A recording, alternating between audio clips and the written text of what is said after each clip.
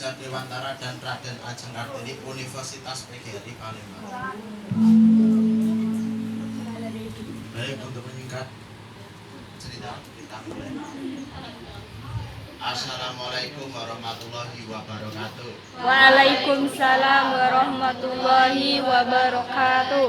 Wah, terima kasih ini semuanya anak-anak mahasiswa Bapak Robert sudah datang ke sini ke Sanggar Sri Palembang memperkenalkan bagaimana wayang Palembang itu ada di Kota Palembang dan sejarahnya sudah diceritakan. Semoga wayang ini juga bisa menjadi pembelajaran buat kita semua, apalagi terkhusus untuk calon-calon guru PAUD. Calon-calon guru PAUD itu adalah pondasi utama untuk memberikan imajinasi kepada anak dari dasar. Bagaimana kita memberikan pelajaran kepada anak, bagaimana kita melatih anak-anak untuk selalu menyeimbangkan antara otak kanan dengan otak kiri. Kita sudah terbiasa menggunakan otak kiri, berhitung 1 tambah 1 sama dengan 2, itu kita menggunakan otak kiri. Tetapi bagaimana kita memanipulasi, kita bermain dengan otak kanan, kita berkarya dengan apa yang ada di sekitar kita untuk mengembangkan imajinasi kita dan melatih anak-anak calon generasi bangsa ini untuk bisa berpikir lebih berkembang lagi. Wah, ini saya ngomong di sini sendirian nggak enak ini. Coba saya manggil dulu Kang Gareng. Kang Gareng. Truk. Sini Kang. Wah, sudah lama ya di sini ya? Sudah. Dari jam berapa tadi? Oh, dari saya datang di sini sudah jam 11-an tadi, tidak taunya mulainya jam 12 ini tadi. Wah, tekacip berarti? Iya. Nah apa? Ini kita kok pakai seragam pramuka ini apa? Nah, ini otaknya dalangnya ini lah yang kurang gawean. Wayang-wayang seperti kita ini kok dipakai seragam pramuka, apalagi tadi belinya buru-buru di Cinde tadi. Wah, apa-apa mahal, masa dasi pramuka gini 25.000. Wah, kalau di Jawa ini cuma 5.000 atau 10.000 sudah dapat. Nah, ini cindenya ini KW mungkin. Lu nggak tahu ini. Ini kemana adikmu nih? Siapa? Ya adikmu itu siapa? Bagong toh? Iya, Bagong mana? Suruh keluar, Bang. Nun. Keluar. Oke. Apa? Semuanya keluar itu, kamu juga keluar, jangan duduk-duduk di jangan tidur deh, nggak duduk ya. Oke. Apa ini mau membahas masalah apa ini? Kita membahas masalah bagaimana kita mengembangkan dan berperan aktif dalam melatih anak-anak calon generasi bangsa ini untuk berpikir lebih baik. Caranya ya seperti yang kita lakukan ini. Kita bermain, kita belajar, apalagi namanya wayang ini adalah sarana untuk belajar kita semua. Dulu wayang ini digunakan untuk mengembangkan agama Islam oleh para wali songo. Benar. Nah, di sini kita juga bisa berinovasi, apalagi dengan tokoh-tokoh yang seperti kita ini kan tokoh masyarakat. Kalau tokoh masyarakat ini kita bisa memanipulasi, kita bisa berkarya, apalagi di bulan suci Ramadan. Sebenarnya saya kemarin ini ingin bikin wayang yang memakai sorban, memakai gamis. Apa boleh pakai seperti itu? Ya boleh. Ini kan kita menjadi sarana. Kalau sarana kita bebas untuk jadi apa saja, kita bebas, tergantung yang mau menciptakan kita, yang mau membuat kita ini dengan kreasi seperti apa dan tujuannya untuk apa. Apalagi kalau misalnya bikin wayang ini nggak ada ceritanya wayang buat tawuran. Kalau buat tawuran itu golok, parang, mandau, pisau itu buat tawuran bisa. Tapi kalau wayang mau buat tawuran itu gimana ceritanya? Iya.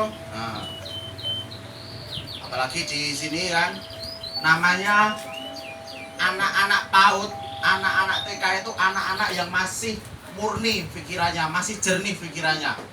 Jangan sampai kita mengotori pikiran-pikiran mereka dengan pikiran-pikiran orang dewasa. Isi mereka dengan dunia permainan, isi mereka dengan dunia imajinasi, supaya emosional mereka, kreativitas mereka bisa berkembang.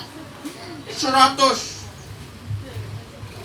Saya tidak minta dinilai, tapi benar Dok, apa yang kamu omongkan itu benar. Sekarang ini sudah banyak anak-anak TK, anak-anak SD ini pegangannya sudah handphone, sudah HP, ada gadget. Nah, Gadget. apa gadget itu? Itu ya yang dinunul-nunul itu nah. Oh ya gadget itu. Oh ya, maklum ilah Jawa ya seperti ini. Nah, dari kecil tuh jangan sampailah dikasih yang seperti itu. Itu sudah merusak otak kita itu. Ingat masa kecil kita dulu, wah masih SD aja, pulang sekolah lari ke sungai, mandi sungai. Pulang kalau tidak dibawain pecut sama bapak tidak pulang. Masih ingat kamu? Masih. Pergi bawa sepeda, pulang sepedanya taruh di sungai. Nah, itu aku. Pantesan bapak kemarin beli sepeda yang paling banyak menghabiskan kamu. Iya, saya sembunyikan di dalam sungai, habis itu saya jual. Nah, ini pikiran-pikiran yang seperti ini yang merusak. Tapi setidaknya kalau masa kecil diisi dengan masa-masa seperti itu, dunia kecil mereka akan didapat, dunia bermain mereka akan didapat. Tidak seperti yang sekarang ini, sekolah, belajar, pulang, mainan HP sampai malam, malam pun tidak belajar, mainan HP. Anak saya aja sudah capek saya ngurusinya. Loh kenapa capek? Anak saya kan 3. Iya. Rencananya kan saya pengen punya anak 2. Cuma 2 aja cukup kan. Karena program pemerintah aja kan cuma 2. Tapi kemarin juga gara-gara kecelakaan. Kenapa kecelakaan? Kemarin waktu Sriwijaya main dengan Persib, itu kan sepak bola, Sriwijaya kalah kebobolan. Nah istri saya juga kebobolan. Makanya lahir anak ketiga ini. Ya anak pertama sama anak kedua kamu di mana? Anak pertama sama anak kedua saya alhamdulillah sudah besar-besar. Sekarang di mana? Sekarang yang pertama sudah di UGM. Yang kedua di UNES. Kuliah semua, jualan.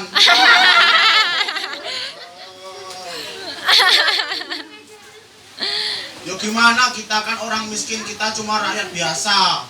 Kita nggak bisa menyekolahkan anak-anak kita, tetapi kan kita juga bisa melatih anak-anak kita untuk mandiri. Walaupun di sana cuma jualan, setidaknya mereka sudah bisa berusaha sendiri.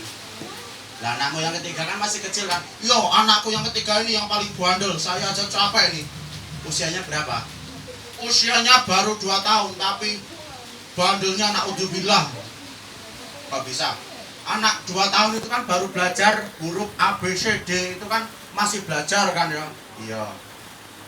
Kemarin itu dia itu ya kencing itu di jalan dibikin huruf. Namanya anak kecil ya, dibikin huruf. Mau ditulis nama bapaknya Bagong. Baru B-A-G-O sudah habis. Nangis sama saya, minta ditambahi. Saya berhubung tidak kebelet ya cuma dikit keluarnya. Cuma bisa nambahi N. N aja cuma garis aja. Nah terus habis itu lari ke ibunya. Ibunya ya namanya nggak kebelet, cuma bisa nambahi dikit cerit. Jadinya Bagor malah. Itulah bandelnya anak saya. Nah, makanya kalau dari kecil itu didik anak-anak kita, didik calon-calon generasi kita, pengganti kita ini dengan permainan-permainan dan imajinasi-imajinasi yang bagus. Jangan masih kecil sudah dikasih HP, jangan masih kecil sudah dikenalkan dunia-dunia yang belum sewajarnya. Nikmati dulu waktunya anak-anak itu gaya bermainnya seperti apa. Apalagi jika dikenalkan dengan seperti kita ini wayang. Wayang itu apa sih? Coba kadang ini suruh ngomong aja tadi di Majon. Di sini sama-sama nggak dibayar tapi nggak kerja. Ngomong. Terus nggak ngomong nggak tak cek balik kamu. Ya, aku tak ngomong. Tadi sampai mana? Tuh lupa. Sampai mana tadi ya? Sampai mana tadi? Ayo, manfaat kita ini, manfaat anak-anak kecil dikenalkan wayang. Nah, gini loh. Kalau dari kecil sudah dikenalkan wayang, wayang itu apa? Wayang itu simbol dari sifat-sifat manusia. Ada yang jahat, ada yang baik, ada yang lucu, ada yang bikin sebel, ada yang bikin marah. Itu sifat-sifat wayang. Wayang itu kan penggambaran dari manusia. Jadi kita kenalkan dari kecil, tetapi kita latih untuk menjadi orang-orang yang mempunyai sifat kesatria. Sifat-sifat yang baik, jujur, dan tidak sombong. Nah itu diajari dari kecil. Wayang ini kalau kita dikenal